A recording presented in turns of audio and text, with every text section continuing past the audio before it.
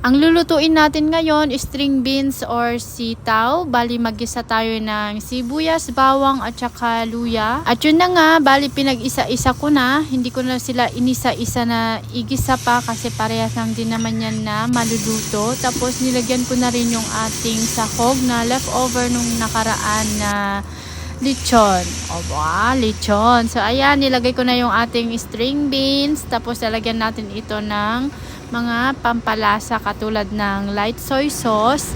Tapos lalagyan din natin ito ng oyster sauce or kaya hoisin sauce. Tapos naglagay din ako dito ng brown sugar. Pwede po yung puti na asukal. Tapos takpan lang natin ito hanggang sa maluto. At kapag medyo luto na yung ating sitaw, ilagay naman natin yung ating konting carrots na nahiwa-hiwa para pang dagdag kulay lang naman. At para hindi naman purong berde yung ating niluluto. At lutuin lang natin ito ng bahagya at kapag luto na yung ating carrots ay pwede nating hanguin and ready to serve. Thank you for watching. Bye-bye!